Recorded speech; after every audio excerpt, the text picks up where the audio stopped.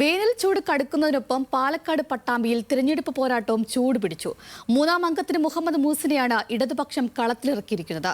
കഴിഞ്ഞ 10 വർഷക്കാലം നടപ്പാക്കിയ വികസന പ്രവർത്തനങ്ങൾ വോട്ടായി മാറുമെന്ന പ്രതീക്ഷയിലാണ് ഇടത് ക്യാമ്പ്. TP ഷാജിയിലൂടെ മണ്ഡലം പിടിച്ചെടുക്കാമെന്ന വിശ്വാസത്തിലാണ് UDF. തെരഞ്ഞെടുപ്പിന് ഇനി ചുരുങ്ങിയ ദിവസങ്ങൾ മാത്രമാണുള്ളത്. ഈ ദിവസങ്ങൾക്കുള്ളിൽ വോട്ടുറപ്പിക്കാനുള്ള നെട്ടോട്ടത്തിലാണ് പട്ടാമ്പി മണ്ഡലത്തിലെ സ്ഥാനാർത്ഥികളും. നിലവിൽ പട്ടാമ്പി MLA ആയ മുഹമ്മദ് മുഹ്സിന് ഇത് മൂന്നാം ഊഴമാണ്.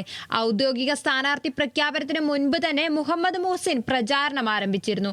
അതിനാൽ പ്രചാരണത്തിൽ മുന്നിലെത്താൻ മുഹ്സിന് സാധിച്ചു. 10 വർഷം കൊണ്ട് 1500 കോടിയിലധികം രൂപയുടെ വികസന പ്രവർത്തനമാണ് ഇടതുപക്ഷം മണ്ഡലത്തിൽ നടത്തിയത്.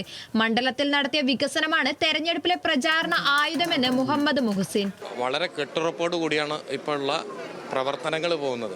അപ്പോൾ അതുകൊണ്ട് നാളെ ഒരു വലിയ അത് ചെയ്യാതെ എന്നുള്ള വാഗ്ദാനം കൊടുക്കേണ്ട കാര്യമൊന്നുമില്ല. നമ്മൾ നേരത്തെ തന്നെ ഒരു ലക്ഷ്യമുണ്ട്, ഒരു വിഷനുണ്ട്. പട്ടാമ്പിയെ ഇന്ത്യയിലെ ആദ്യത്തെ ലേണിംഗ് കോൺസ്റ്റിറ്റ്യുവൻസി ആക്കി മാറ്റുക.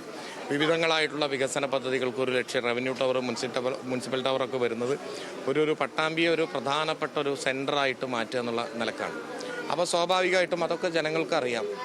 അപ്പോൾ അത് ആ ഒരു ഉറപ്പ് ജനങ്ങൾക്കുള്ളത് കൊണ്ട് പ്രത്യേകിച്ച് ഒരു ഉറപ്പ് കൊടുക്കേണ്ട കാര്യമുണ്ടെന്ന് തോന്നുന്നില്ല. തകർന്നു കിടന്നിരുന്ന റോഡുകളും സുരക്ഷാ ഭീഷണി ഉയർത്തിയിരുന്ന സ്കൂൾ കെട്ടിടങ്ങളും നവീകരിച്ചതും ആധുനിക സൗകര്യങ്ങളോടെ ആശുപത്രികൾ നവീകരിച്ചതും ഉയർത്തിയാണ് ഇടതുപക്ഷത്തിന്റെ പ്രചാരണം.